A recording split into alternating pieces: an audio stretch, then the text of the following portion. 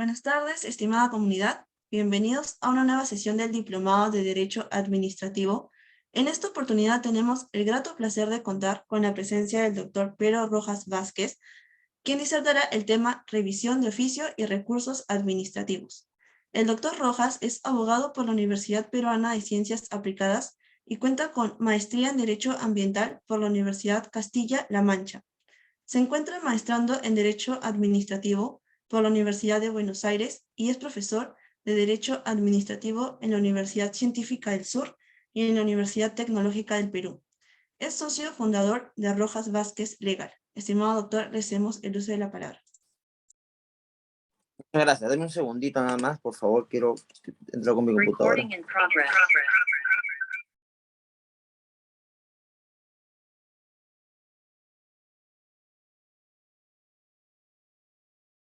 Por favor, ¿podrías activar mi computadora? Estoy en mi celular, la autorización en el otro lado. Siempre es muy amable. Eso, doctor, ¿me confirma? Ya está mejor.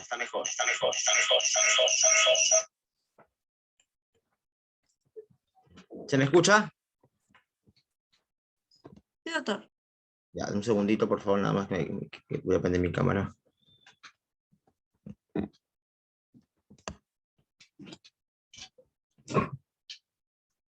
Ahora sí. Perdónenme. Bueno, ahora sí. Hola a todos, muy buenas noches. Es un placer que recibí la invitación de B-Lawyer para estar con ustedes estas casi 2 horas, más o menos, y poder conversar un poquito de derecho administrativo en este diplomado de derecho administrativo que B-Lawyer ya viene haciendo hace bastante tiempo, y para mí, insisto, es un verdadero honor poder compartir en esta oportunidad con todos ustedes. Me ha tocado a mí hablar 2 temas que tranquilamente podría tomarme varias horas hablando de uno de ellos.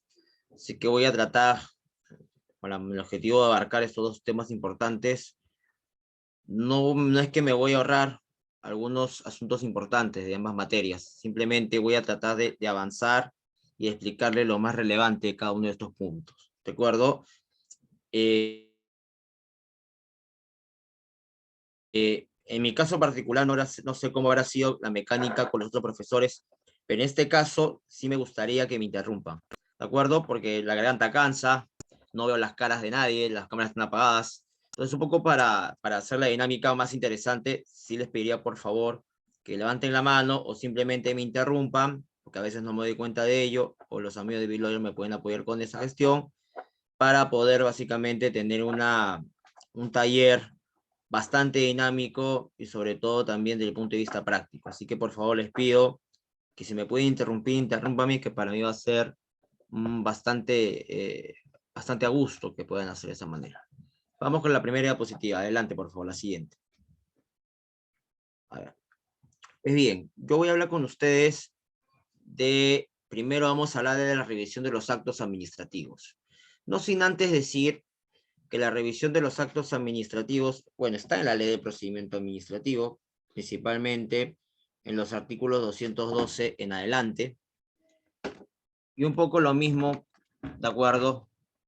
Implica la potestad de autotutela declarativa de la administración pública, ¿de acuerdo?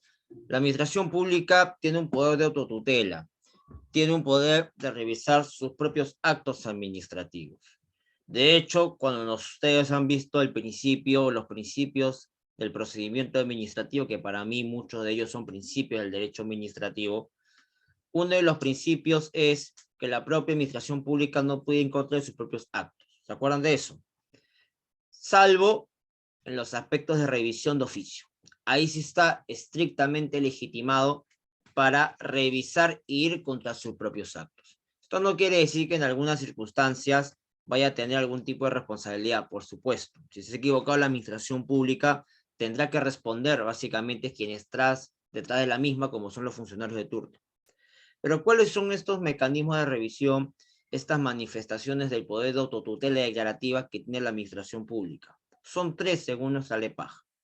La rectificación de errores, la nulidad de actos administrativos y la revocación de los actos administrativos. Vamos a ir de menor a mayor. Estamos. Cuando me refiero a menor, lo primero que tengo que hacer mención es a la potestad declarativa de la administración pública de rectificar errores. ¿Qué significa esto? A ver, la ley de procedimiento administrativo establece de que se puede rectificar errores materiales, errores aritméticos que están contenidos en los actos administrativos. Tan así que estos errores pueden ser rectificados en cualquier momento con efecto retroactivo a instancia de parte, a oficio de la administración pública, siempre que su objetivo principal sea no alterar el contenido ni el sentido de la decisión. Es decir, estamos hablando de errores de carácter superficial que hay que rectificar. No vamos a cambiar el fondo de la decisión, no vamos a cambiar el sentido de la decisión. No voy a evaluar la decisión administrativa. El error no sirve o la potestad de rectificar errores no le permite a la administración pública saber si ese acto está bien motivado o está mal motivado, si se cumple con el objeto o no se cumple con el objeto. La verificación para la rectificación de errores es una mirada superficial del acto administrativo. ¿De acuerdo? Y esto es importante aclararlo, porque no ha faltado momentos en donde la administración pública, y lo vamos a ver más adelante, ya no tiene la potestad anulatoria, porque sabremos nosotros, y lo voy a ratificar en un ratito, para potestad anular de oficio actos administrativos, existe un plazo prescriptorio. Entonces, en base al principio de seguridad jurídica. Con lo cual, se utiliza a veces, de manera errónea, de manera arbitraria, el uso de la potestad de rectificación de errores. Cosa que si al final del día vemos que la administración pública utiliza esta potestad, aquí en la LEPAJ, para cambiar el sentido de la decisión o para revisar el fondo de la misma, sabremos que estaremos ante actuaciones estrictamente impugnables, porque serán actos estrictamente que afectan el orden jurídico. Entonces, la ley de procedimiento, y yo sustentándome en las posiciones doctrinales del profesor Juan Carlos Morón y el profesor Alenza García, profesor español, decano de la Universidad de Navarra, da una definición de lo que se entiende error aritmético y error material. ¿De acuerdo? En el caso del error material, es una discordancia entre la declaración jurídica de la administración y lo estrictamente exteriorizado. El error no afecta la formación de la voluntad o juicio de la administración, sino la forma en la que se pronuncia o se materializa la declaración jurídica. De manera que ésta no infringe el ordenamiento ni se ha formado sobre la base de datos o realidades inciertos, pero se ha expresado de forma análoga. ¿Qué significa esto? Esto es muy sencillo. Por ejemplo, si yo, Piero Rojas, soy designado funcionario de la Oficina de Seguridad Jurídica del Ministerio de Transportes y Comunicaciones, y mi nombre, ¿de acuerdo? Rojas, en vez de S al final, lo escriben con Z, pues bien, lo que podría haber ahí es una rectificación de un error material. Porque mi apellido, mejor dicho, mi apellido acaba con S.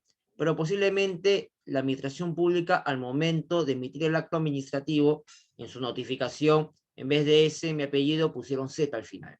¿De acuerdo? Rojas con Z, en vez de ser Rojas con S. Eso es un típico ejemplo de rectificación de error material. Y miren qué importante es este ejemplo, porque en ningún momento la administración pública ha verificado si es que yo soy una persona que cuenta con los requisitos para ser jefe de la Oficina de Seguridad Jurídica. No, no entró en ese detalle. Lo que ha hecho con la potestad de rectificación de errores es mirar superficialmente el acto, verificar que existe un error, ¿de acuerdo?, en mi apellido paterno, y simplemente lo que ha hecho es rectificar y decir, en la resolución X dijo Rojas con Z, y debe decir Rojas con S. ¿Estamos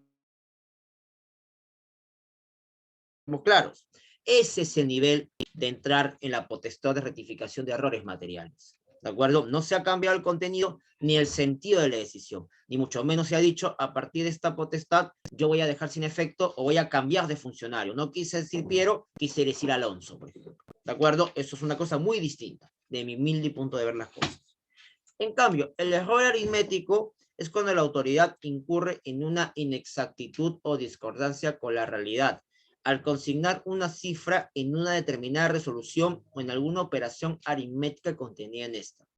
Ese error de cálculo, de cuenta, aritmético o simplemente una discrepancia numérica. ¿Qué significa esto? Imaginemos nosotros, ¿de acuerdo?, que en un pago de una jubilación, en la determinación de una jubilación, se hace el cálculo pertinente en los considerandos, en los informes que sustentan este acto administrativo, y el número del pago que va a recibir el ciudadano por jubilación es 100. Estamos sacando un ejemplo de laboratorio.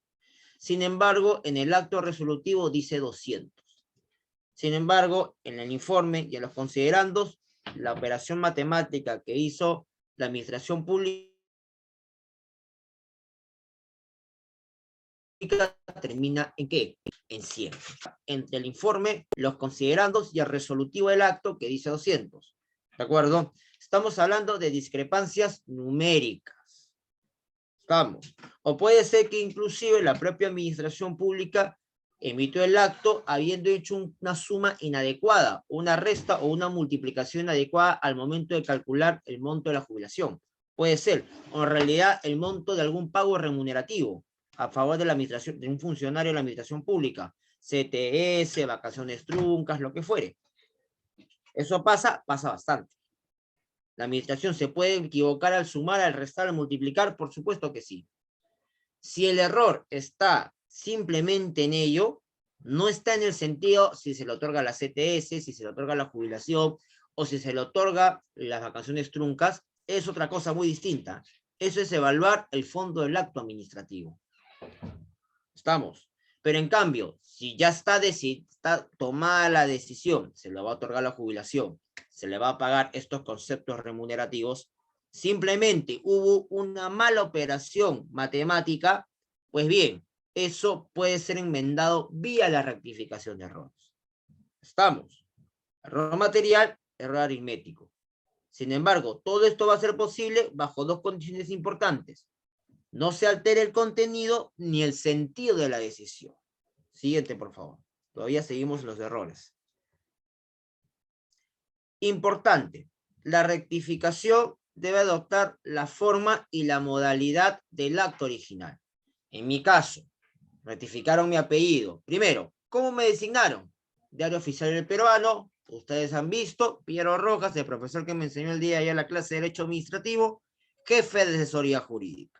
Pues bien, si mi apellido fue mal escrito y el acto de mi designación fue vía Diario Oficial del Peruano, bueno, será lo mismo. La rectificación será por el mismo medio. ¿Se dan cuenta? Lo mismo pasará si me notifican una licencia de edificación mediante mi correo electrónico, porque si yo lo autoricé, pues bien, la rectificación también se da por ese medio. Estamos. Y acá hay una cita bastante importante en el párrafo número de la PPT. La potestad rectificatoria se limita a lo superficial, doctores y doctoras, sin que pueda afectar el contenido del acto rectificado. Es un procedimiento ligero, sin especiales garantías, más que seguir los criterios antes descritos. ¿Se dan cuenta? O sea, no hay mayor ciencia aquí. Estamos, no hay un procedimiento complejo, con plazos, no hay nada. Es más, la ley del procedimiento dice, lo puede hacer de oficio la administración o lo puede pedir el particular. Puede hacer cualquiera de las dos.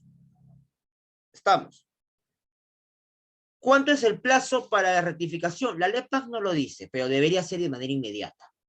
En base al principio de razonabilidad y sabiendo que lo que es rectificar es simplemente superficial, no debería, de mi punto de criterio, mi punto de vista, no debería durar más de 2 o 3 días hábiles. ¿De acuerdo? Es una potestad que ha sido considerada como una manifestación del principio de conservación del acto. ¿Qué significa esto? Ustedes seguro ya vieron requisitos de validez del acto administrativo, ¿de acuerdo? Habrán visto el tema de apelación, conmigo van a ver, perdón, recursos administrativos, pero seguro han visto la conservación del acto. En el tema de la conservación de los actos administrativos, por ejemplo, el artículo 14 te dice cuándo un acto se conserva y nos da los vicios no trascendentes del acto. Sin embargo, también esta es una modalidad del principio de conservación, que claro, expresamente no está en la ley de procedimiento administrativo, dentro del listado de principios. Sin embargo, como sabemos nosotros, no necesariamente un principio tiene que estar recogido de manera expresa. También puede deducirse del propio ordenamiento jurídico de manera intrínseca. Pues bien, Tanto el artículo 14 como el 212, que habla de errores, son manifestaciones del principio de conservación de los actos administrativos. En tanto que el objetivo con estos artículos es no buscar expulsar o dejar sin efecto el acto jurídico de la realidad. Simplemente lograr que el mismo se mantenga y despliegue sus efectos jurídicos. Eso es igual al principio de conservación de los actos administrativos. ¿De acuerdo? ¿Alguna pregunta hasta aquí? Luis, cuéntame, ¿cómo estás? A ver si le ayudan a Luis para que lo habiliten. Ahora, buenos días, ¿me escucha? Hola Luis, te escucho muy bien, qué gusto escucharte, ¿cómo estás? Buenas noches. Una consulta, supongamos, ver. inspectores van a una entidad y hacen un acta de fiscalización que supuestamente según, ¿Podrías repetir, por favor, Luis? No te escuché la primera parte, se te escuchó que te he cortado, por favor. supongamos que un inspector o ciertos inspectores van a una entidad privada y le mandan un acta de fiscalización que supuestamente según el reglamento ese acta tiene que iniciar el procedimiento. Pero se olvidan o el sistema no, en el acta no puso la sanción, solo que era 6 UIT, ¿no? La posible sanción, ¿no? 6 UIT. Entonces, eso lo pueden subsanar, digamos, llega a la oficina de la entidad pública y se dan cuenta que faltó en el acta 6 UIT, pero eso ya lo notificaron, ¿no? En el mismo acto de la fisca, ¿no? Entonces, ellos lo pueden subsanar mediante una resolución, es decir, tienen el acta de fiscalización, como se olvidaron poner la sanción o la posible sanción CCUT, lo pueden emitir una resolución poniendo la sanción, la posible sanción de 6 UIT. ¿Pueden hacer eso? Okay. Muchas gracias. A ver, te lo respondo, Luis. Muchas gracias por la pregunta. A ver, vamos a ver si te entendí. Entiendo que había un procedimiento de fiscalización y había un acta, ¿cierto? Y el acta tiene un contenido jurídico, recoge los hechos como consecuencia de la visita inspectiva. Y lo que tú me comentas un poquito es que del acta la autoridad quería imponer una sanción y no lo hizo en su momento. Llegaron a la oficina de la entidad y se acordaron, uy, nos olvidamos de poner las 6 UITs. Y la pregunta es si mediante la potestad de rectificación de errores podrían subsanar, digamos, esa figura y poner las 6 UITs. ¿Es cierto eso? Sí, hacerlo ya no con un acta, sino mediante una resolución, ¿no? Porque ya no pueden ir de nuevo una los inspectores resolución. allá, Mira, ¿no? Claro. Perfecto. Te voy a dar dos respuestas. La primera, ¿ya? Salvo que me esté equivocando, de repente tienes por ahí en la cabeza un régimen especial. En principio, en el procedimiento inspectivo no debería haber una sanción. Estamos, sino por ahí una medida preventiva o la comprobación de los hechos que van a originar recién la sancionador. Ahora, es cierto también de que a nivel municipal estas famosas papeletas de infracción, que en pocas palabras son una especie de acta, inician un procedimiento sancionador. Y claro, estas se levantan en el marco de una inspección municipal, ¿cierto? Entonces, ahí evidentemente, a pesar de que yo tengo mis discrepancias con ese sistema, a nivel municipal lo utilizan como parte del inicio del PAS y forma parte del ejercicio de la potestad sancionadora. Ahora, en ningún caso igual debería haber la sanción, en ningún caso. Ahora, imaginemos en un supuesto que legalmente exista esa posibilidad. Desde mi punto de vista, eso no podría ser rectificación de errores, por una sencilla razón. Porque si tú dijiste A en el acta y tú quieres agregarle algo más, sobre todo estamos hablando de un acto de gravamen, la potestad de rectificación de errores no es la solución. ¿Por qué? Porque entonces podemos volver a la PPT anterior. Porque algo de la rectificación de errores que es muy importante, ¿de acuerdo? La anterior. Todavía entró en nulidad. La primera, la segunda. No, anterior, estamos adelantando, perdón. Ahí. Una de las cuestiones importantes que radica o que encierra la naturaleza de los errores es que no vas a cambiar la decisión original ni el contenido. Entonces, si tú en el acta no dijiste nada sobre sanciones, no lo puedes decir después. Así de sencillo. No lo puedes decir. Por lo menos la figura de la rectificación de errores no la puedes utilizar. Si nos ponemos en este caso concreto. ¿De acuerdo? No lo puedes utilizar. ¿Estamos? Ya. ¿Por qué? Porque la rectificación solo te va a servir, primero, para rectificar cuestiones muy superficiales, y segundo, siempre que la condición de esa cuestión que vas a modificar o vas a cambiar o precisar no altere en lo absoluto ni el contenido de la decisión ni el sentido de la decisión. Entonces, con este multa de 6 UITs, si estás cambiando, digamos, la decisión administrativa original, sobre todo porque es un acto de gravamen. ¿De acuerdo? Por lo menos, para responderte puntualmente, esta no sería la figura. Esto está más pensado, como te decía Luis, cuando mi nombre está mal escrito en una designación de un funcionario, o cuando ha habido un error aritmético, por ejemplo, para el cálculo de alguna obligación laboral o un concepto remunerativo de corte laboral para un funcionario o un empleado público. ¿De acuerdo? Son los clásicos ejemplos. Ok. Muchas Pero gracias. mayor tema no hay con este tema, pero sí es importante. ¿Ah? Más bien, muchas gracias, Luis, por el comentario. Bastante bueno, nos permite también aterrizar el tema de mejor manera. Siguiente, por favor. Siguiente. Perfecto. Hasta ahí entendimos el tema este de que la nulidad, perdón, la rectificación de errores. ¿De acuerdo? Ahora, es un tema menor. Hasta ahí no hay mayor ciencia, está bastante clara la rectificación de errores, pero hay un segundo escalón de actuación o de revisión de oficio por parte de la administración pública. ¿Cuál es esa? La nulidad de oficio. ¿De acuerdo? ¿Puede subir una, por favor, doctora? O ahí empieza mi lámina. Perdóneme. Ahí. Perfecto. Perfecto. La nulidad de oficio es una de las potestades que tiene la administración pública. Hay dos caminos para pedir nulidad. Una, a través de los recursos administrativos, que lo vamos a ver más adelante, a través del recurso de apelación, por ejemplo, recurso administrativo. Estamos. Tú puedes pedir tu nulidad a través de recursos, pero sin embargo, la administración pública también puede anular sus propios actos administrativos. ¿De acuerdo? Cuando principalmente corrobore que esa licencia, ese permiso, inclusive esa sanción que quiera anular, primero calce dentro de algún presupuesto o alguna causal del artículo 10. Como ustedes saben, el artículo 10 del TUO de la Ley de Procedimiento Administrativo regula las causales de nulidad del acto administrativo. Entre ellas regula la vulneración a la Constitución, la ley, los reglamentos, la omisión de los requisitos de validez, el haber cometido, ¿de acuerdo? El haber emitido actos administrativos constitutivos de infracción penal, por ejemplo, entre otras, ¿de acuerdo? Entonces, primero identificar. Si la autoridad quiere anular de oficio un acto, tiene que identificar en qué causal está. Y segundo, tiene que decir, no simplemente, oye, se ha vulnerado un requisito o se ha vulnerado la norma.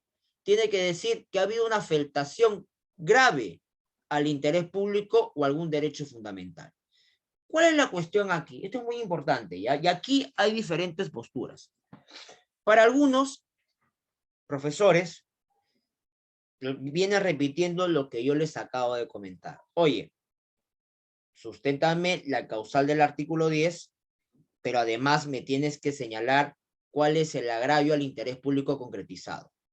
De por sí es importante resaltar que las causales del artículo 10 son causales donde el acto no puede mantenerse en la realidad, dado que contiene un vicio trascendente, de grave, por sí solo es gravísimo el vicio.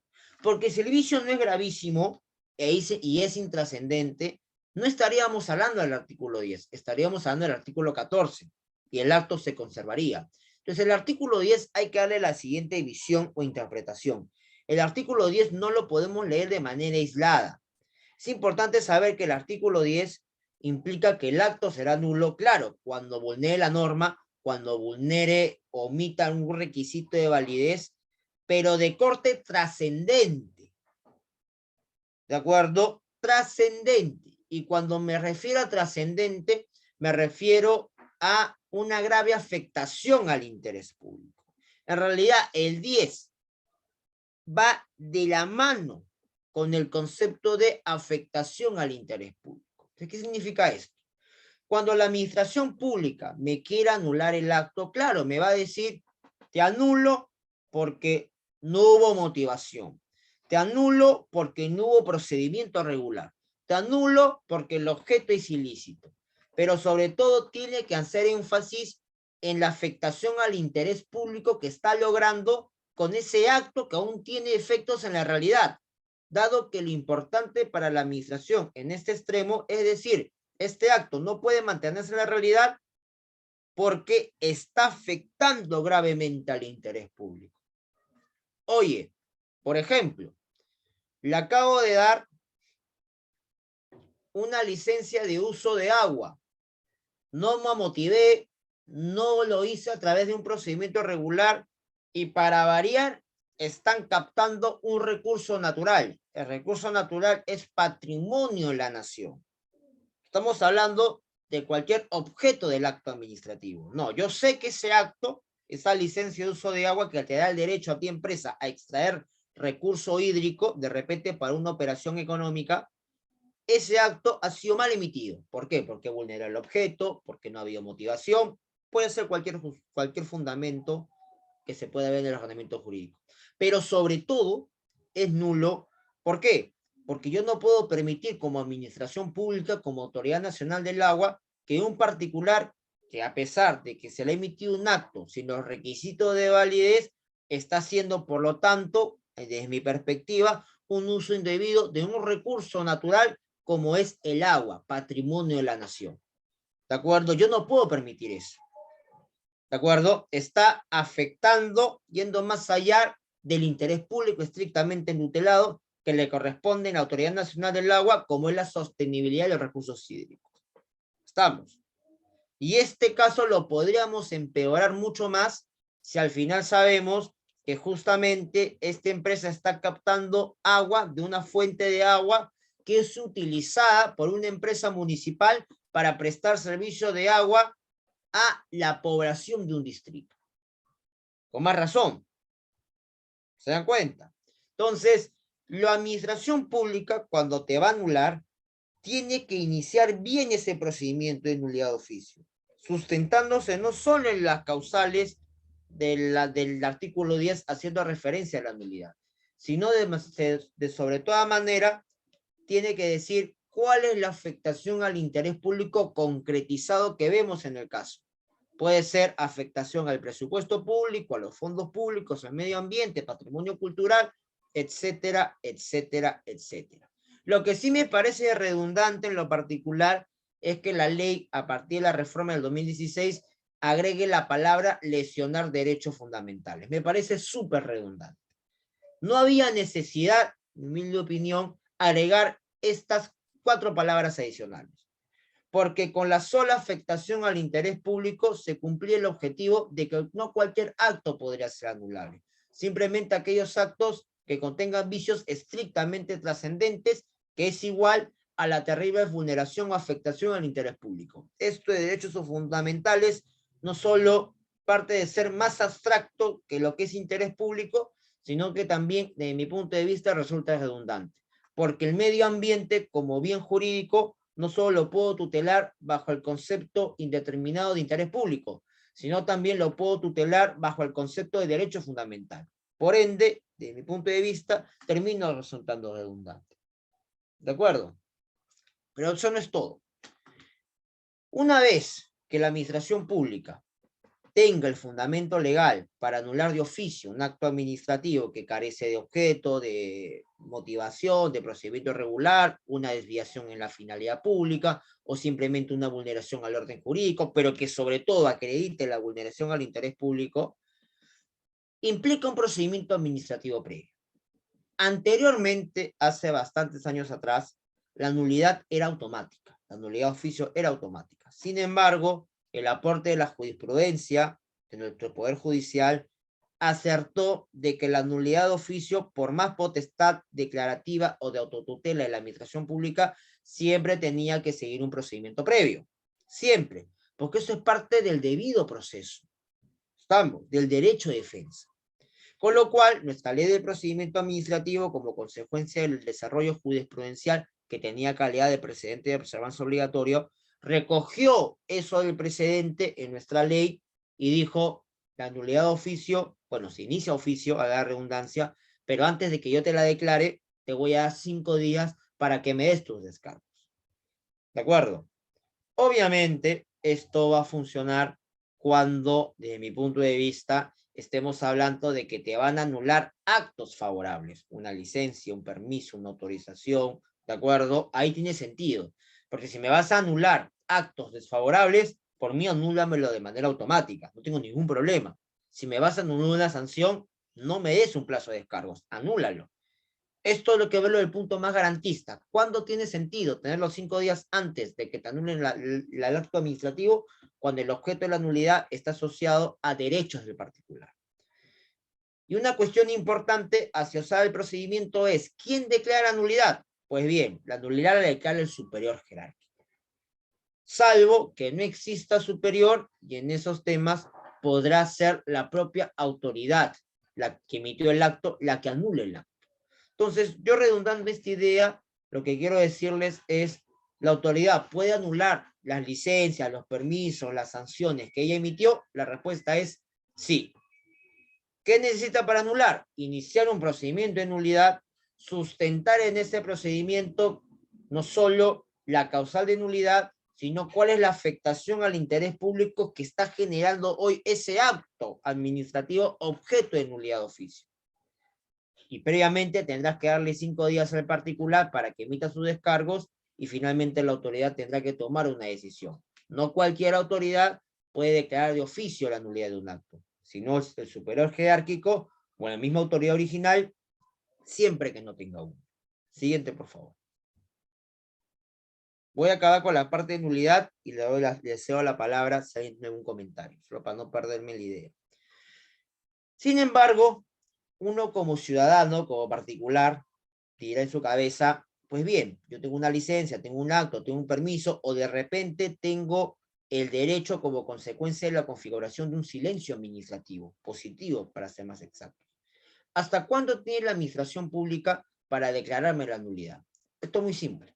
La ley de procedimiento estableció plazos. Plazos en aras al principio de seguridad jurídica, de predictibilidad. Y ha dicho que la administración pública tiene un plazo de 2 años para declarar de oficio la nulidad de sus actos administrativos. Pero ojo, y esto es muy importante, me pasa con mis alumnos de pregrado, la nulidad tiene un plazo de cómputo. No es que la autoridad te emite la sanción, te emite la licencia, el permiso y tiene 2 años. No, así no funciona. Tiene 2 años contado desde que el acto es firme o desde que la autoridad le notifica una sentencia penal condenatoria. Ahora voy a una diferencia entre uno y otro. En el primer caso, ¿cuándo un acto es firme?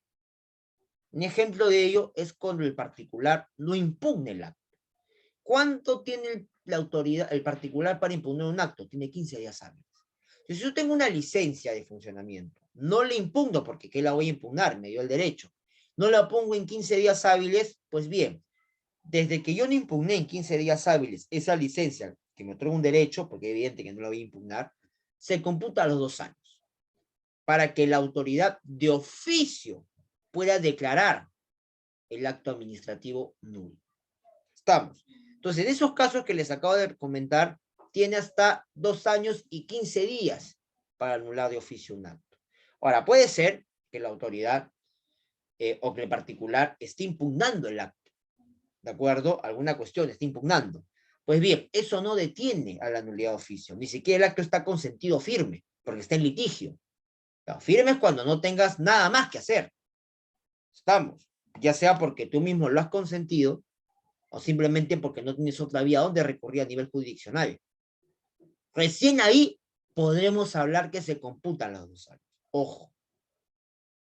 Sin embargo, hay otro camino de cómputo, donde la ley dice, oye, un segundito, también puede prescribir a los 2 años contados desde que la autoridad ha recibido una sentencia penal condenatoria. ¿Contra quién?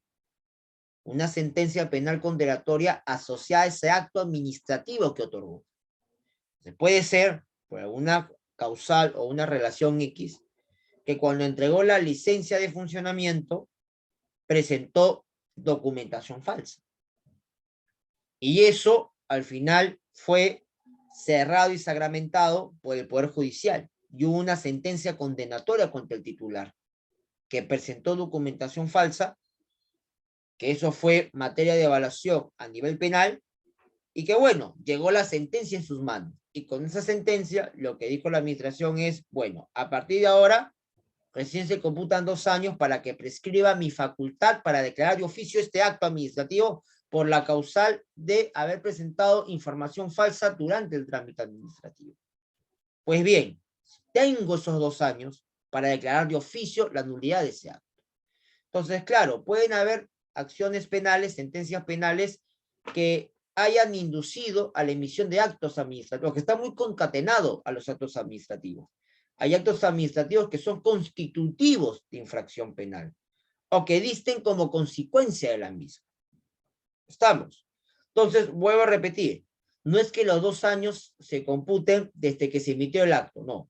Los 2 años se computan desde 2 puntos específicos, desde que el acto está consentido o desde que el particular recibe desde que la administración pública recibe una sentencia condenatoria que donde se pueda asociar que el acto constitutivo sea de infracción penal. Pero ahí no queda todo. La administración pública tiene 2 años, pero le quedan 3 más, si es que no ejercen, son los 2 años, tiene 3 años más para recurrir al Poder Judicial mediante la acción o el proceso de lesividad. Es decir, no va a buscar declararlo la propia autoridad pública. Lo que va a buscar es que el Poder Judicial, mediante el proceso contencioso administrativo, tenga que declarar la nulidad del acto administrativo, pero con una condición importante, de que esa demanda contenciosa sea interpuesta previa resolución de agravio al interés público. ¿Qué quiere decir esto? De que si, por ejemplo, quiero anular una licencia de funcionamiento, yo antes de presentar la demanda como autoridad pública, tengo que emitir la resolución, es decir, una resolución administrativa fundamentando en primer lugar que se me pasó el plazo, pero que aún así, a ver de que se me pasó los 2 años, es importante anular el acto administrativo por razón A, por razón B, por razón C. A, porque vulnera medio ambiente, B, porque vulnera la salud de las personas, y C, porque pone en peligro la vida de las mismas. Estamos. Con esa resolución administrativa que va adjunta a la demanda de la autoridad pública, se puede ir tranquilamente por los cánones del proceso de lesividad. Entonces, conclusiones hasta aquí. La nulidad permite el famoso 2+3. Es decir, hay un plazo hasta 5 años para que la administración pública logre de alguna manera u otra anular esa licencia, ese permiso, esa autorización que fue estrictamente mal emitida en contra del ordenamiento jurídico, pero que sobre todas las cosas tiene contenido de haber vulnerado o de querer vulnerar la afectación al interés público. ¿Estamos? Siguiente, por favor. Aún seguimos en nulidad. Pues bien, una cuestión importante, esta es una casación de la Sala de Hechos Constitucionales y Social Permanente, la Corte Suprema, lo que le decía hace un segundo. Oye, si la autoridad pública se le pasó el tren para declarar de oficio un acto, lo puede hacer el Poder Judicial, pero para ello la autoridad tiene que identificar el agravio al interés público, ¿de acuerdo? Y segundo, para determinar cuál es el agravio al interés público a través de una resolución, ha tenido que vencer el plazo para que la propia autoridad anule oficio en sede administrativa. No es que la autoridad puede ir en cualquier momento al contencioso administrativo para pedir la nulidad de su acto, no.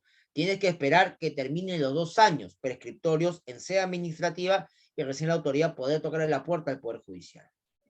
¿Estamos? Siguiente, por favor. Y hasta aquí les hago una pregunta. ¿De acuerdo? No sé si a ustedes les ha pasado.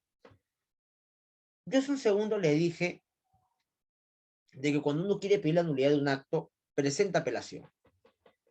Y también les dije que la autoridad, en todo caso, si nadie presenta apelación o un recurso administrativo, la autoridad pública puede anular de oficio el acto. La pregunta del $1.000.000 es, ¿Qué pasa si a mí se me pasó el plazo para apelar? Tengo 15 días para apelar un acto. ¿Ustedes creen que le pueden tocar la puerta a la administración pública para pedir la nulidad de oficio? ¿Qué creen ustedes? ¿Lo han hecho? ¿Lo intentarían? Si se les acaba el plazo para apelar, ¿qué harían? ¿Pedirían la nulidad de oficio? Lo que acabamos de ver, para que la autoridad anule de oficio el acto. ¿Harían eso? Por ejemplo, en el caso de una sanción. No sé si alguien por ahí tiene la respuesta. ¿O qué opina al respecto?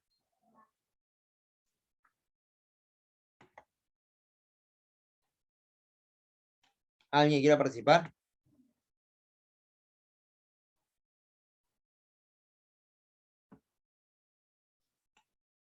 Bueno.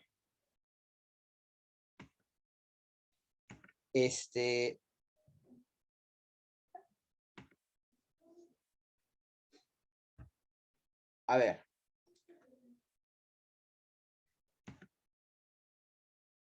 En el caso particular, hubo una resolución del INDECOPI, ¿ya? Una resolución de trámite, expediente 0648-2021, de la Secretaría. Estamos. Esto es un caso muy particular. ¿Qué sucede? Mediante resolución 307-2020, la Comisión de Eliminación de Barreras Burocráticas declaró como barrera burocrática diversas medidas asociadas a los programas de vigilancia y control de las actividades pesqueras del Produce. ¿De acuerdo? ¿Qué pasó? Al Produce se le pasó el tren, no apeló. Por lo tanto, lo que dijo Indecopi es haber declarado consentido la resolución administrativa emitida en primera instancia.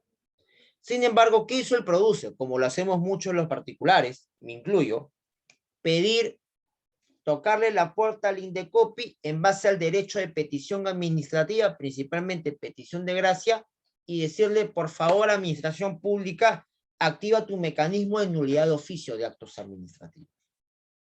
¿De qué sucede? Usualmente, casi más del 80% de los casos, lo que te va a decir la administración pública es tu pedido es improcedente.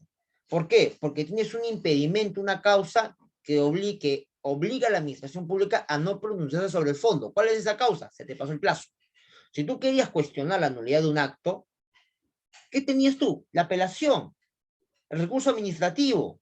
No tenías otra cosa, porque la nulidad de oficio es una potestad de oficio de la administración pública, que usualmente la va a activar, por ejemplo, cuando realice la potestad de fiscalización ex post, por ejemplo.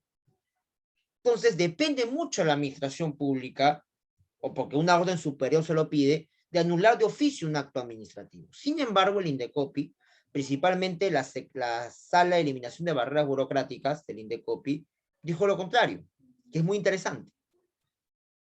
Que sí se podría, o que si los particulares o en general cualquier administrado que se le pasó el plazo, sí podría presentar una petición de gracia, dado que la petición de gracia, claro, ustedes saben, ¿no? Existen 6 modalidades de petición administrativa. Una de ellas es la petición graciable.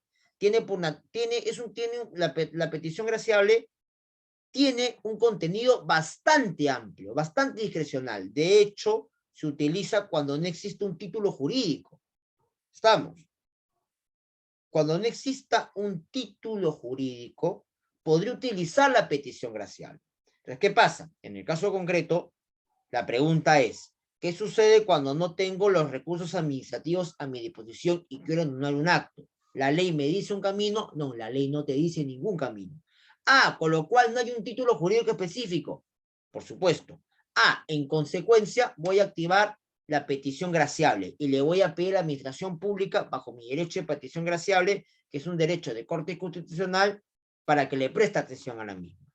Entonces, a partir de esto, la Sala de Eliminación de Barreras Burocráticas dice, sí se puede presentar, pero será la comisión, la autoridad inferior de primera instancia, la que tiene la obligación de fundamentar si esa petición graciable reúne los presupuestos o las condiciones del 213 del tubo. ¿Cuáles son los presupuestos o las condiciones del 213 del tubo? Lo que acabamos de ver hace un segundo.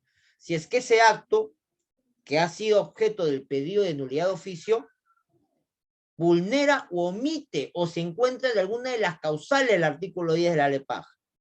y cuál es el bien público, el interés público que se está vulnerando con ese acto administrativo que es objeto del pedido de nulidad de oficio. ¿Me dejo entender?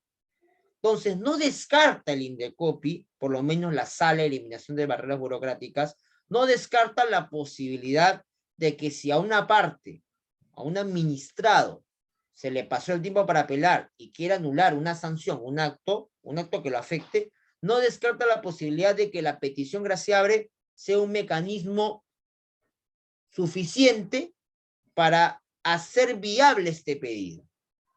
¿De acuerdo?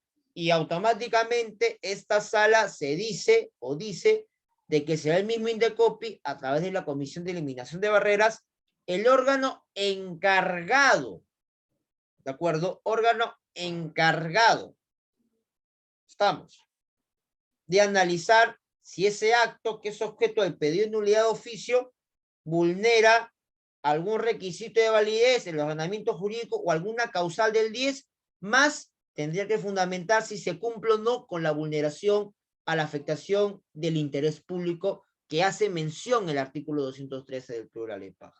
Es un pronunciamiento muy importante que les va a servir, digamos, a los abogados de parte, a quienes defendemos intereses de particulares, cuando se nos acabe la apelación como mecanismo, porque pasa mucho. No les va, seguro que uno más de ustedes, algún cliente ha llegado con los plazos vencidos. Claro, esto ha vulnerado, esto ha funcionado en el ámbito del Indecopi, dentro de todo lo que es barreras burocráticas, lo cual no garantizo que esto vaya a funcionar a nivel municipal o a nivel de otras autoridades del gobierno local o nacional. Usualmente, lo que siempre he visto en la práctica es que cuando se utiliza un mecanismo de petición graciable para pedir la nulidad de oficio de un acto, lo que siempre pasa es que se declara improcedente el pedido. En mi opinión particular, yo creo que es un tema muy debatible. En lo que sí yo concuerdo mucho con esta decisión, porque el derecho administrativo es el derecho del ciudadano. Estamos en una interpretación pro administrado y una interpretación de informalismo que diría que este pedido, esta pretensión, sobre todo en base al principio de informalismo, debería ir hacia adelante. Es decir, debería ser posible pedir una petición graciable y será a discreción de la autoridad pública decidir al final del día si inicia o no inicia la nulidad de oficio. Nadie le está poniendo una pistola en la cabeza para que la autoridad anule. No, será la misma autoridad si es que se presenten elementos de convicción importante para ver si anula o no anula el acto. Así es simple. Más bien, el particular con la petición graciable está colaborando con la administración pública. Estamos. ¿Alguna pregunta hasta aquí en lo que respecta a nulidad de oficios administrativos? Mientras veo alguna pregunta que se ha hecho ahí en el chat. Acá el doctor Eric Aquino, mi buen amigo Eric, dice: yo pienso que no se puede ratificar el acto, porque esto no es un acto administrativo. O, a su consideración, el acto de fiscalización es un acto administrativo. A ver, ¿qué sucede? Respondiendo a la pregunta de Eric. Mucho se dice si el acta de fiscalización es un acto administrativo o no es un acto administrativo. ¿De acuerdo? En mi humilde posición, sí es un acto, pero es un acto de trámite. Estamos. Ojo, no todos los actos administrativos son impugnables. Estamos, lo vamos a ver en un ratito. No todos los actos administrativos son impugnables. Según la LEPAG, son impugnables los actos que ponen fin a la instancia. Estamos. Si te pongo una multa, es un acto que pone fin a la instancia. Si te deniego un permiso, es un acto que pone fin a la instancia. Ahora, otra cosa es si esa acta, ¿de acuerdo?, genera indefensión o paraliza el proceso. Es otra cosa muy distinta. Si los actos de trámite, que son auténticos actos administrativos, producen indefensión o paralizan el procedimiento, no permiten continuar con el trámite, ahí sí podría ser impugnable. ¿De acuerdo? Porque pienses en una cosa, las actas, en realidad, es cierto, no ponen una obligación. A veces sí, a veces están acompañadas de alguna medida preventiva, ¿no? Las actas, puede ser una clausura, por ejemplo, tal vez. Habría que ver la norma especial en la materia. Y a veces no, simplemente es una mera constatación de hechos. Pero para mí eso es un acto administrativo. ¿De acuerdo? Desde la teoría en la que uno se suscriba. Uno me pueden decir, pero doctor, yo me rijo bajo la teoría estricta del acto. Bueno, yo me rijo bajo la teoría amplia del acto. ¿Cuál es la teoría amplia del acto? El acto administrativo es aquel que certifica, decide, ¿de acuerdo? Y emite elementos de juicio. Me voy, tengo dos participaciones, creo que una es de Jean-Pierre. No sé si Luis ha vuelto a levantar la mano o la anterior, pero primero voy con Jean-Pierre. Jesús Jean-Pierre, a ver si lo pueden evitar. Hola Jesús, ¿cómo Sí, estás? muy buena noche, doctor. Me gustaría saber si es viable solicitar la nulidad sin presentar o sin interponer, técnicamente hablando, un recurso administrativo, o es necesario y suficiente para que tú solicites la nulidad interponer un recurso administrativo. Claro, o sea, como venía diciendo, ¿no? Muchas gracias, Jesús. Lo importante es que tienes que presentar tu recurso, ¿no? El interesado es el particular. Uno va a presentar su recurso cuando ve afectada su esfera jurídica, cuando violen sus derechos, desconozca sus derechos, ¿de acuerdo? Uno va a presentar el recurso. Claro, con el recurso, tú obligas sí o sí a la administración a que tenga que evaluar si el acto ha sido emitido conforme o no conforme con el ordenamiento jurídico. El problema no es ese.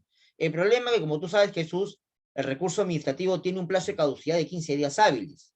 Estamos. Mientras que la administración pública, para anular de oficio su acto, tiene hasta 5 años. Claro, de oficio 2, más el proceso de lesividad, que son 3, tiene 5 en realidad. ¿Y el particular cuánto tiene? Tiene 15. Entonces, por eso creo yo que este pronunciamiento que les he pasado aquí, que está en mi PPT y que se lo puedo pasar a la gente de B-Lawyer para que se lo pase a ustedes, es importante, me parece, porque marca una pauta en la administración pública y nos dice de que puedes presentar, no, ya no falta el recurso, si te pasa el plazo de recursos, se te pasa el tren, tienes ahí la petición graciable. Cualquier escrito que haga referencia a tu derecho de petición graciable también puede ser suficiente para activar que la autoridad pública pueda revisar si estamos ante un caso de nulidad de acto administrativo o no nulidad de acto administrativo. Lo cierto, Luis, es que de alguna manera u otra, lo que te estoy respondiendo es que sí, tiene que haber un pedido particular. La regla, y lo que yo siempre aseguro, es que tiene que hacer la apelación. Si no hace la apelación, puedes ir por la petición graciable. Si no hace ninguna de los dos, bueno, la autoridad pública de oficio, si es que nadie se lo diga, tendrá que darse cuenta de que ese acto que emitió es nulo. ¿Cómo se va a dar cuenta? Pues bien, porque hubo la orden de un superior o porque de repente utilizó la fiscalización ex post, revisó los expedientes y se dio cuenta de su ilegalidad. Así de sencillo. No sé, Luis, si con eso respondo perdóname, Jean-Pierre, respondo tu respuesta o tu pregunta. Sí, doctor, por supuesto. Y me gustaría también centrarme Dale. en el problema respecto a una salida que den de copy cuando no es posible presentar o solicitar la nulidad porque ya pasó el plazo. Y es lo siguiente, me gustaría su opinión.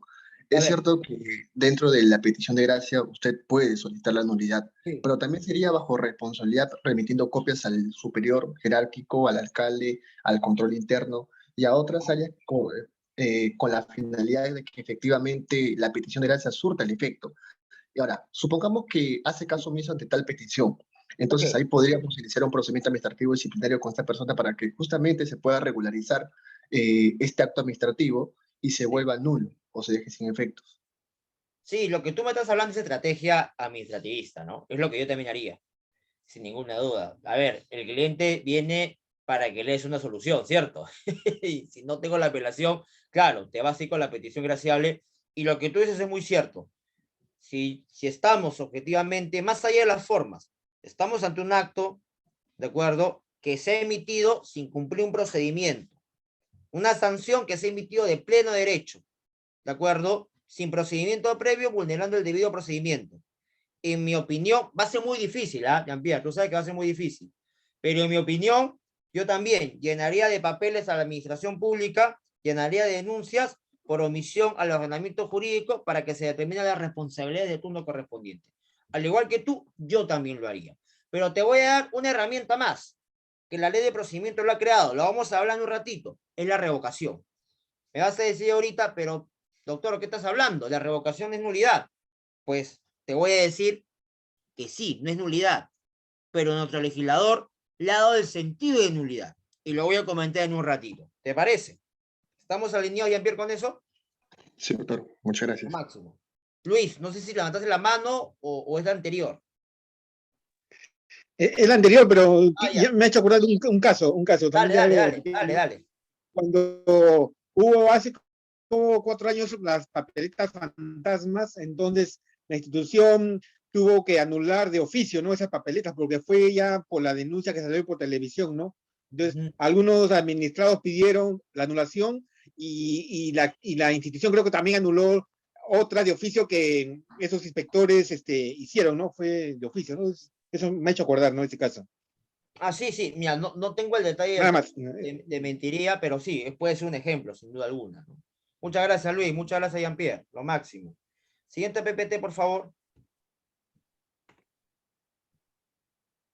Bien, acá justo lo que quería hablar justo a propósito del comentario de Jean-Pierre, esto es importante, y esto es un dolor de cabeza, este es un verdadero dolor de cabeza, y es un tema muy interesante, porque, a ver, en nuestro país, quien ha escrito de revocación es el profesor Juan Carlos Morón, no solo en su libro de comentarios, sino también tiene un artículo en una revista, creo que es la de Derecho PUC o el CDA, y bueno, en los tratados nacionales de Guzmán Apurí y alguien más me estoy olvidando. Pero después nadie más ha escrito sobre la revocación. Y yo tengo una visión particular sobre este tema. Vamos a discrepar, cada uno podría seguir su autor nacional favorito, pero yo tengo una posición muy particular y va a ser la siguiente. Primero lo primero. La revocación no es nulidad. Estamos. La nulidad, ¿por qué se origina? La nulidad de oficio, porque hay un vicio en el origen. Estamos. El acto fue mal emitido. ¿Por qué? Porque vulneró la ley, la constitución, los reglamentos, omitió la motivación, no hubo motivación, ¿de acuerdo? No hubo procedimiento, no hubo finalidad pública, estamos. Acto nulo, ¿de acuerdo? Presenté documentación falsa, acto nulo. Vicio en el origen. Y la revocación no es un vicio en el origen, ¿de acuerdo? Algunos le llaman ilegalidad sobreviniente, a mí no me gusta llamarlo así. El acto es válido. El acto es válido y uno de los caracteres del acto es la estabilidad. Si tú tienes un acto bien emitido, una licencia, un permiso, una autorización, tú tienes que ver ese acto como una auténtica sentencia, como un auténtico contrato. Así es simple. Nadie en la administración pública está prohibida de dejar sin efecto tu acto administrativo, tu licencia de edificación, tu licencia de funcionamiento, tu licencia de uso de agua, cualquier acto administrativo está prohibido. Estamos. Sobre todo si estamos hablando de un acto bien emitido, que no está rondando los fantasmas de la nulidad. Eso se llama estabilidad del acto administrativo. ¿Quiénes la tienen? Solo los actos favorables. ¿De acuerdo? Los actos favorables, esos que te dan una ventaja en tu situación jurídica, esos de ahí se mantienen al 100% hacia adelante. Estamos. Entonces, la ley de procedimiento administrativo establece expresamente de que esa estabilidad alcanza a los actos administrativos favorables. Nadie podría modificar, sustituir o revocar tu acto administrativo por razones de oportunidad, mérito o conveniencia. Por propio capricho de la administración no te pueden quitar tu acto.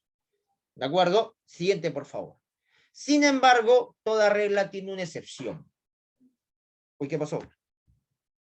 ¿Se desproyectó? ¿Se lo pueden proyectar, por favor? Ahí está. Muchas gracias. Estamos en la regla de revocación. Ahí. Abajo.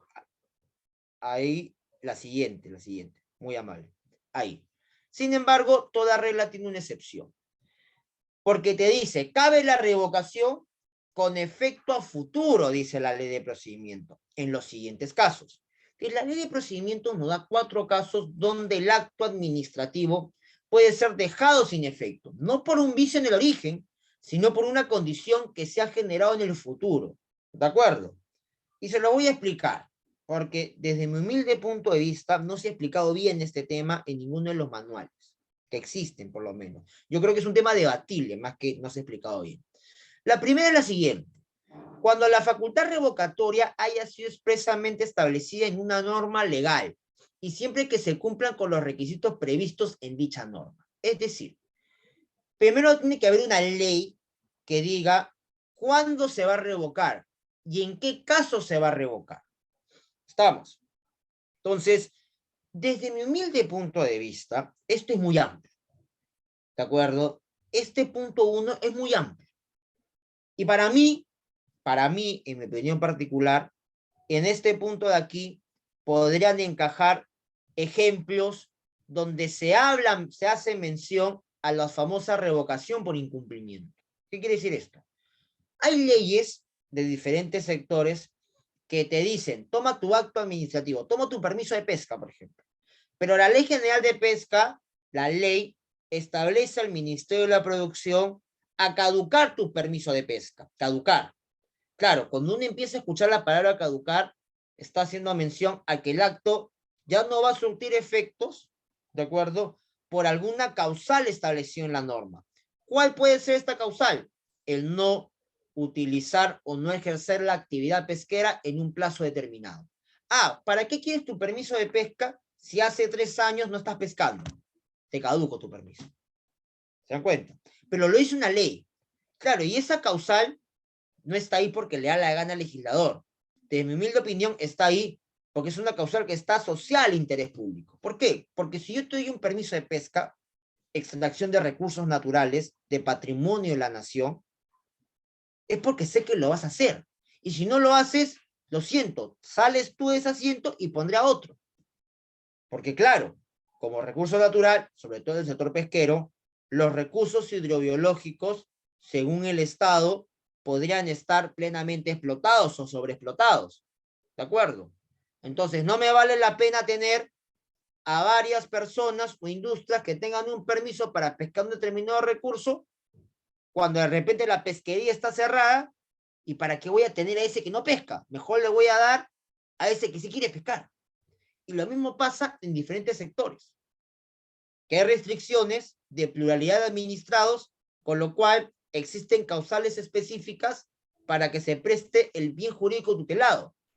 En el caso, por ejemplo, que yo le ponga la PPT, oye, la ley de centros educativos privados de educación básica te establece expresamente que si te doy una licencia para prestar el servicio educativo inicial o primaria, tienes que prestar en todo el año escolar.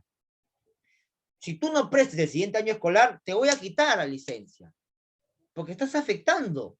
¿Qué estás afectando? El servicio educativo. O es que mi hija o mi hijo va a entrar en primer grado y mañana ese colegio no tiene continuidad en segundo ni tercer año. Bueno, le quito. Entonces, desde mi humilde punto de vista, las leyes sectoriales te dicen cuándo un acto va a ser dejado sin efecto. Llámenle caducidad, llámenle revocación. Lo que estima que este acto va a estar dejado sin efecto de manera posterior a su emisión. Y las causales son causales que en principio deberían estar asociadas al interés público, que tutela cada bien jurídico. En el caso del servicio educativo, claro, está carísimo, ¿no? Oye, toma tu licencia para que lo preste el servicio educativo. Pero ¿qué pasa si me presta el servicio hasta semestre? Son los primeros 6 meses. Ah, ¿sabes qué? No me da ganas de seguir prestando. No, señor, tiene que seguir prestando. Estamos hablando de un servicio público de educación. ¿No lo vas a hacer? Te quito la licencia. Pero te la quité no porque fui legal. Te la quité, ¿por qué? Porque incumpliste con una condición establecida por ley que le obligaba al ministerio, o mejor dicho, a la autoridad local, a quitarte ese permiso por una condición que pasó en el futuro. Claro, es una condición que se lo buscó la propia particular. El propio ciudadano lo buscó. Está bien. Yo soy la postura de que la revocación puede ser tanto por causas no imputables al ciudadano como por causas imputables al propio ciudadano. Alguna postura nacional sostiene que la revocación tiene que ser por causas exógenas al particular. Yo no lo creo así. Yo creo que puede ser de ambas. La ley no lo dice. Y la ley es bastante amplia para interpretar. En mi humilde opinión, la revocatoria puede ser porque el administrado no lo buscó o porque el administrado sí lo buscó. Y en el caso de la revocación de la licencia educativa, porque yo no presté el servicio escolar en el siguiente año, es un claro ejemplo donde yo lo busqué, que está en la ley y autoriza a la propia autoridad a revocarme expresamente ese acto porque yo incumplí con esa condición. Una condición que atenta al interés público asociado al bien jurídico educación. ¿Se dan cuenta? En cambio, en el puesto 2, también está asociado a condiciones en el futuro. Pero la redacción es la siguiente, leámosla juntos. Cuando sobrevenga la desaparición de las condiciones legalmente exigidas para la emisión del acto, cuya permanencia sea indispensable. Este equipo es un equipo de ejemplo. Tengo mi licencia de funcionamiento, ¿de acuerdo? Y las licencias de funcionamiento por regla, porque todas reglas tienen una excepción, ¿dónde se emiten? En zonas comerciales, en zonas industriales. ¿Y qué pasa si mañana una comitiva de vecinos o la propia autoridad local decide cambiar la zonificación a zonificación residencial estricta, en lugar donde yo tengo mi licencia. Esto es muy claro. Ya no sería compatible mi licencia, porque la licencia de funcionamiento es compatible en zonas comerciales, industriales. Más allá de que la ley de licencias tiene una regla especial para esto, yo quiero poner el ejemplo muy claro. El acto tiene que ser dejado sin efecto, o su eficacia no debe seguir en el tiempo, porque la zonificación cambió. Licencia de funcionamiento igual a zonificación comercial o industrial. Cambió. La licencia no puede mantenerse en sistemas donde hay zonas residenciales. Entonces, una condición para que la licencia exista es mantener la zonificación. Estamos. Otro ejemplo. Tengo mi licencia de uso de agua para captar agua para mi proceso productivo. ¿Y qué pasa? ¿De acuerdo? Si ya no hay agua, hay escasez. Me tiene que revocar la licencia. Porque el objetivo principal que hacía mantener mi licencia de uso de agua es la extracción de recursos. Pero por alguna razón exógena al particular, ya no puedo extraer agua. Porque de repente se dañó el acuífero, o simplemente porque ya no hay más recurso hídrico. Con lo cual, chao licencia de uso de agua. Chao licencia de funcionamiento. Y en ninguno de los casos ha habido responsabilidad del particular. Todo lo contrario. Ha sido, en un caso, actuación de la propia administración pública en cambiar la zonificación, y en el otro caso, no ha habido ni actuación de la administración ni del particular, sino condiciones naturales. ¿Se dan cuenta? Entonces, la revocación puede venir por diferentes factores, porque el particular lo busca, porque la administración lo buscó, o simplemente por una condición no imputable a ninguna de estas. Lo importante es que la revocación, y esto es lo que quiero remarcar, no es nulidad. La revocación deja caer el acto, deja caer los efectos del acto por alguna condición en el futuro. ¿Se dan cuenta? Tercer supuesto. Es un ejemplo, este de aquí está asociado a los actos desfavorables. Si hay un elemento sobreviniente en el futuro que favorezca al titular del acto y no genere perjuicio a terceros, pues bien, revócalo. Yo la verdad he encontrado un solo ejemplo de esto. Imaginemos nosotros, a nivel municipal local, que una infracción administrativa sea tirar desmonte en la vía pública, sin autorización. ¿Qué estamos hoy día? Hoy, no veo bien el celular. 11 de junio de 2020, cometo una infracción administrativa. Tiré desmonte en la vía pública sin autorización. La ordenanza municipal establecía de que si yo tiro desmonte tengo una infracción y tendré una multa de 2 UITs. La autoridad tenía grabadora, me estaba revisando al momento y me tenía un identificador facial, verificó que yo había cometido el ilícito administrativo y después me multa con la 2 UITs. Ejemplo de laboratorio. Yo no pago la multa, no decido pagar. Pasa un año y curiosamente sale una nueva ordenanza, destipificando esa falta. Es decir, la falta asociada a tirar desmonte en la vía pública no existe en esta municipalidad. ¿Ya? Estamos en un ejemplo de laboratorio. Entonces, ¿qué pasa? Yo en ese momento tenía una multa por tirar desmonte en la vía pública de 2 UITs. Y en ese momento sale la norma que deroga ese tipo de infractor. ¿La sanción fue mal impuesta? No. La sanción fue bien impuesta, porque la sanción se impuso cuando ese tipo de infractor estaba vigente. Pero yo nunca lo pagué. Y hoy, después de un año, ese tipo de infractor ya no existe.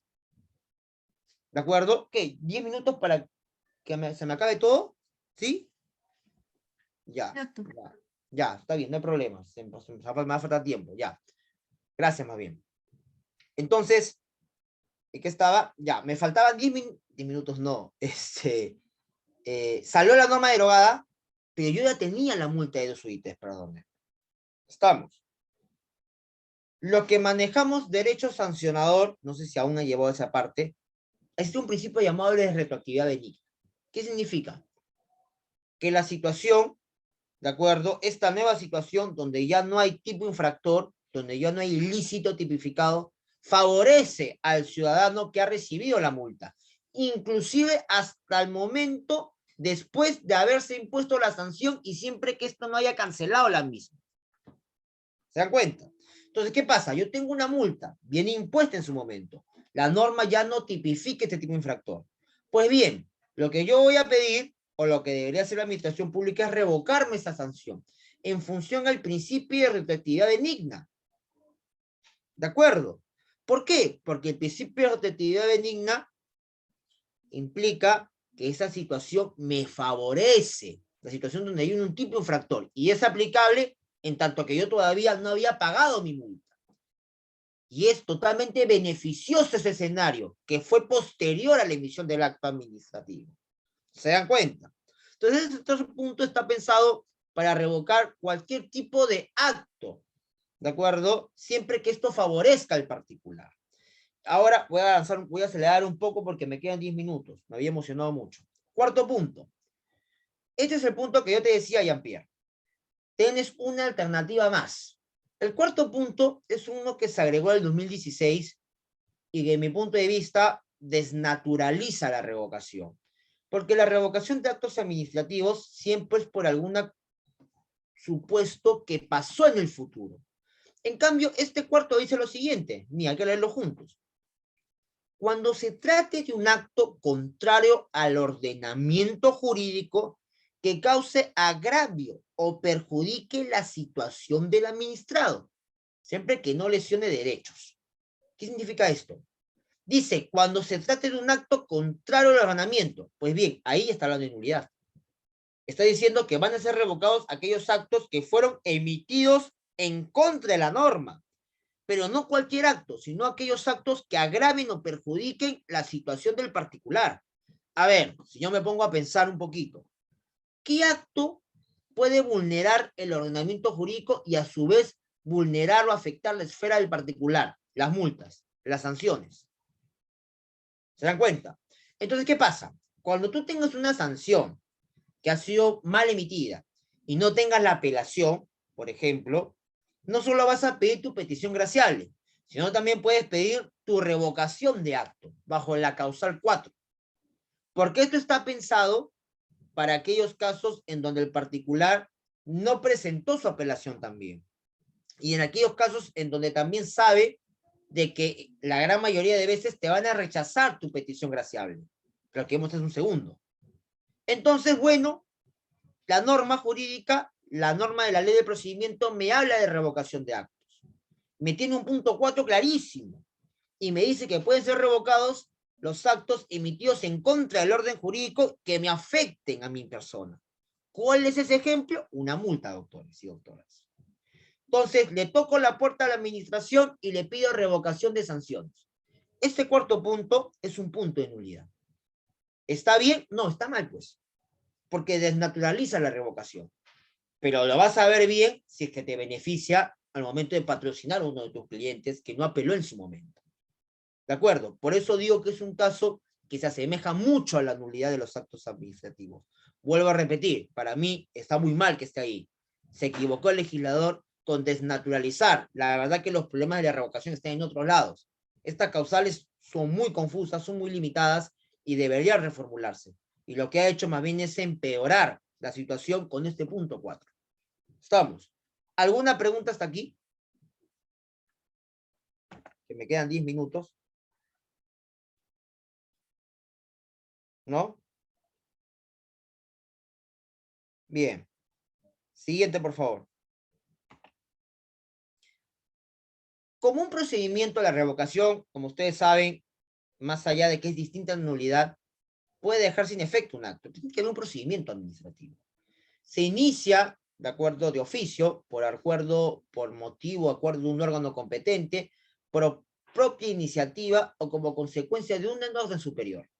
Es importante que el órgano competente para dar inicio es la más alta autoridad de la entidad. Es decir, a diferencia de la nulidad de oficio, que es el superior o la misma autoridad que emitió el acto, según corresponda, en la revocación quien emite la misma, quien inicia y quien remite la misma, es la máxima autoridad de la entidad. Es decir, ministro, alcalde, etc.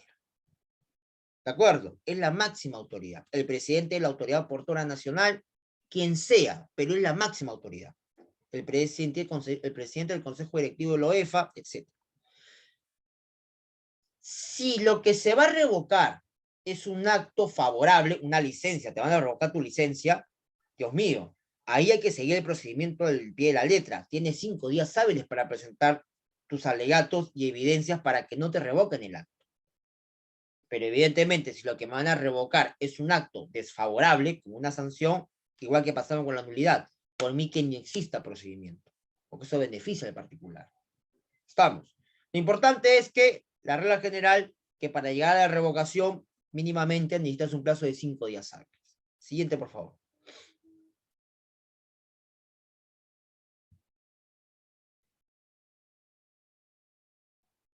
Pues bien, presentados no los alegatos, el órgano competente, que debería ser la máxima autoridad de la entidad, emite la resolución señalando que si revoca o no revoca el acto administrativo.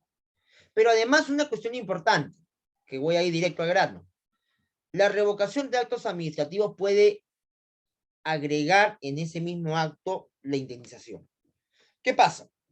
Si tú tienes una licencia de funcionamiento, doctor y doctora, y te cambia la zonificación, eso no fue tu culpa. La autoridad decidió cambiar la zonificación, pero yo tuve mi licencia, invertí, compré sillas, ¿de acuerdo? Contraté cocineros, tengo un restaurante, tengo contrato con algunas oficinas del sector para proveerles alimentos a sus trabajadores durante un año. Estoy perdiendo plata. Y la revocación de mi licencia se está dando no porque yo lo busqué. Yo soy un ciudadano impecable, sino porque la administración cambió la zonificación. Entonces, la revocación, si es que el particular no generó la misma, sino la propia administración, es la que generó la revocación en sí misma, como es el cambio de zonificación. En esos casos, la revocación acumula indemnización. ¿Por qué? Porque la revocación es un supuesto clásico de daño lícito por parte de la administración pública. Es posible que te quiten el acto, que te dejes sin efecto el acto, ¿de acuerdo? Porque se entiende de que en esa zona que cambia de zonificación, lo más compatible con el interés público, que ahora es zona residencial, es que no exista ninguna actividad comercial. Es lo más compatible con el interés público. Pero esa acción generó una afectación en particular, que es que ya no va a tener su restaurante. Entonces, está bien que puedas revocar, pero vas a tener que pagar. La ley de procedimiento administrativo no dice los conceptos que abarcan esta indemnización, pero lo que sí ha dicho el Indecopi, siguiente por favor, el Indecopi lo ha dicho en una resolución importante, un precedente de observancia obligatoria, ¿de acuerdo? En donde dice que en la indemnización abarca lucro cesante y daño emergente, para ser más exacto. Porque la administración pública sí responde por los daños causados, tanto por los daños lícitos o ilícitos. Este es un caso de daño lícito. La revocación en algunos supuestos puede generar un caso de daño lícito. El ejemplo de la licencia y el cambio de significación es un ejemplo claro sobre el tema. ¿De acuerdo? Entonces, lo que ha hecho el Indecopi, en este caso de revocación indirecta, que es un precedente de observancia obligatoria, ha dicho expresamente de que la indemnización debe abarcar lucro cesante, daño emergente. ¿De acuerdo? Siguiente, por favor. Acá está. Este es el precedente, porque si lo quieren tomar nota, debe comprender daño emergente y lucro cesante causados, porque la finalidad de la compensación es que patrimonialmente el particular se encuentre en la misma situación en la que se hubiera estado de no haber sufrido los perjuicios de la revocación. Es decir, si yo soy la particular de la tienda o del restaurante, ¿de acuerdo? Tengo que ser resarcido por todas las mesas, las sillas, la pintura y todo lo que invertí en mi local. Pero también lo que voy a dejar de ganar. Oye, tenía un contrato de 2 años con una oficina administrativa, me iba a pagar 2.000 soles mensuales por la provisión de alimentos a sus trabajadores. Bueno, era 2 años, tenía el contrato cerrado, bueno, multiplica, pues, ¿no? 2.000 por 12 o 2.000 por 24. Estamos. Eso tiene que reconocerse la administración pública en el acto revocatorio. Previamente habrá tener que realizar las inspecciones previas, habrá que pedir información al particular de lo estrictamente gastado, y en el acto revocatorio tenía que haber fijado la indemnización. Y con esto rompemos un mito. La indemnización también la puede fijar la administración pública, y no necesariamente el Poder Judicial. ¿De acuerdo? Entonces, esto es estrictamente relevante. Y una cuestión, no sé si tengo tiempo, una cuestión final para ir terminando, es que a diferencia de la nulidad de oficio, la revocación no tiene plazo. La revocación no tiene plazo. Y es por esto importante el punto 4 de la revocación. ¿Se acuerdan que le dije que la revocación encerraba un supuesto de nulidad? ¿Por qué cree que pasa esto? Porque la revocación no tiene plazo. Entonces, si yo voy a usar un camuflaje dentro de la figura de la revocación, un supuesto de nulidad, no hay plazo. Porque está pensada la revocación para supuestos en el futuro. Yo no sé cuándo va a cambiar la significación. No sé cuándo. Puede cambiar en 2, 3, 4, 5, 20 años. ¿Se dan cuenta? A diferencia de la nulidad, que yo sí sé cuándo se originó el vicio del origen y hay un plazo específico. En cambio, la revocación, que está asociada a supuestos en el futuro, a consecuencias en el futuro, no sé cuándo va a pasar esa consecuencia, y si es que llega a pasar. ¿Alguna pregunta hasta aquí? No sé si, amigos de Bill, tengo tiempo, no tengo tiempo, o ya se me pasó el tiempo. Sí, estimado doctor, bueno, comentarle que el tiempo se ha cumplido. Ok, Si tiene me 5 quedo minutos y chico. desea Dame un minuto, puntualizar. por favor. Dame un Sí, no hay minuto. problema. La siguiente diapositiva, por favor. Estoy volando, me van a disculpar, pero el tiempo ha sido corto. Le dejo este acuerdo plenario. Solo importante, se ha escrito mucho sobre revocación a nivel jurisprudencial, a nivel de acuerdos plenarios, pero a nivel doctrinario muy poco. Le quiero dejar este tema y con esto termino mi clase. El OCE, el Tribunal de Contrataciones del OCE, ustedes lo conocen, es un tribunal independiente, autónomo, que está dentro del organismo supervisor de las contrataciones del Estado, ¿cierto? Pero un tribunal, por su naturaleza, tiene autonomía. Forma parte del organigrama de la entidad, pero no le rinde cuentas al presidente del OCE, por ejemplo. Para nada, ellos bailan con su propio pañuelo. Es parte de la autonomía que se les confiere. Entonces, se hizo una vez los vocales se juntaron y dijeron, a ver, en mi caso hay un tribunal. Si quiero revocar mis actos, ¿quién los revoca? ¿El presidente del OCE como la máxima autoridad de la entidad o yo mismo? Entonces, ¿qué hizo el tribunal del OCE? Señaló en un acuerdo plenario de que al ser este órgano totalmente autónomo y al no estar subordinado al presidente del OCE, sostuvo de quien era el competente para revocar sus actos no era el presidente del OCE, era el propio tribunal, en razón a su autonomía. Sin embargo, como todos estos temas son controversiales, siguiente por favor, hubo un voto en discordia, ¿de acuerdo?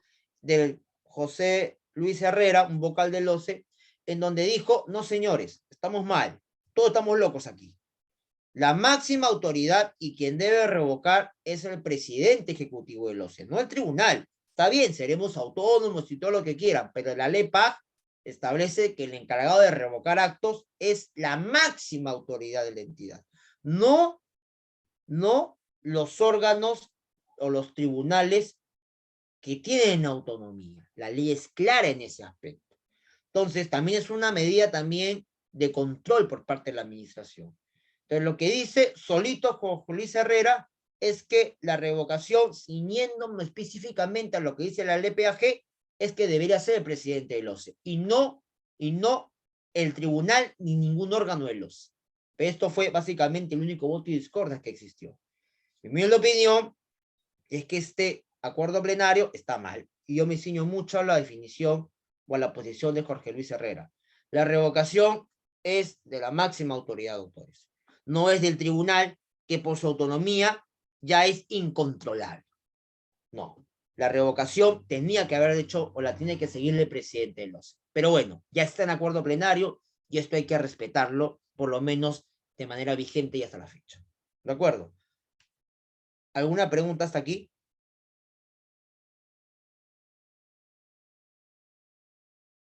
Bueno, si no tengo más preguntas, para mí ha sido un placer. Me quedó tiempo corto, perdónenme. Les dejo ahí las PPTs de recursos administrativos. Igual hablamos un poquito del tema, así que creo que hemos cumplido con el objetivo. Y nada, muchas gracias al equipo de Biloye por la invitación y hasta otra oportunidad si es que no hay mayores preguntas. Aunque creo que ahí levantaron todos la mano. A ver, tengo a Jesús. Jesús, cuéntame. Sí, doctor, rápidamente. Dale. ¿Es posible solicitar la revocatoria respecto a una disposición que reduce el tiempo de tolerancia de un trabajador público y además también que supongamos que ese trabajador pasaba el tiempo de tolerancia que era 15 minutos al principio, Sí. ¿ya?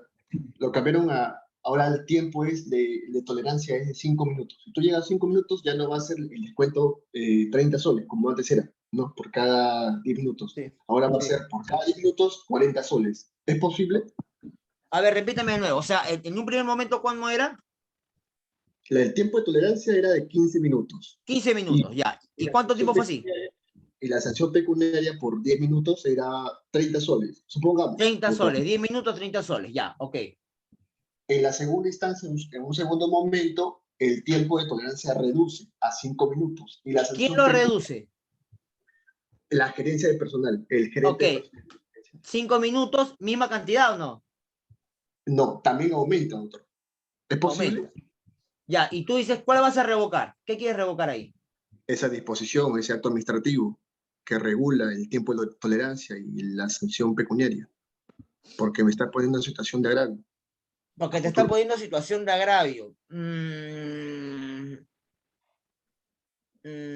No lo sé, tendría que verlo más de cerca, porque me estás hablando de una situación A en donde 15 minutos era 30, y ahora me cambias a una situación B, la administración, en donde el tiempo es menor a 5 minutos y pasas a 20 o a 30, 40. Yo te hago la pregunta a ti, más bien. ¿Tú estás convencido de que ese es un acto? Porque esa disposición es una disposición interna de la entidad. Estamos. Interna. Y sigue, y estoy pensando en voz alta, y aplica de manera abstracta para todos los trabajadores, ¿cierto? Sí. Ya, y estamos convencidos que podríamos verlo como un acto o te inclinas más por un acto de administración interna. Claro, que igual haciendo así podría ser también cuestionable, ¿de acuerdo? Mira, yo no sé si estamos ante un caso de revocación, ¿de acuerdo? Me cuesta creer que estamos ante un caso de revocación. En todo caso, ¿de acuerdo? Yo podría impugnar esa decisión y básicamente irme por el lado de la razonabilidad o algo por el estilo, ¿no? No sé si en un caso de revocación estrictamente hablando, ¿de acuerdo? Porque estamos hablando del cambio de disposiciones, ¿no? En el tiempo, de contenido. Tendría que ser un poco más aterrizado en todo caso, pero no la veo, ¿ah? Entiendo, doctor. ¿Alguna otra pregunta?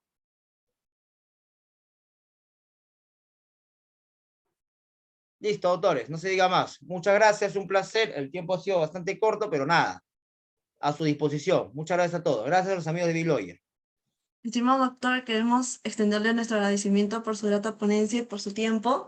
Y bueno, así como esperamos contar con usted en una siguiente oportunidad, y también le invitamos, si gusta, a que nos acompañe en esta siguiente ponencia y que tenga una muy buena semana. Gracias, permiso, hasta luego.